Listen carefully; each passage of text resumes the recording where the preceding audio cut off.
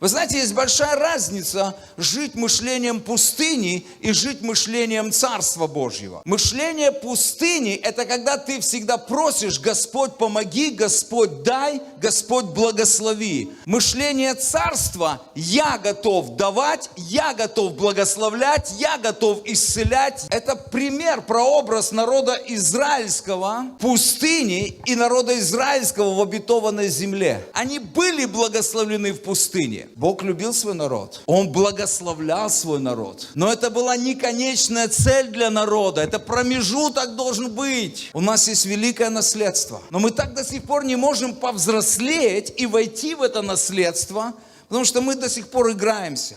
А Господь говорит: ребята, возрастайте. Приходит время жить в наследстве. Но оно не достанется вам, если мы не повзрослеем.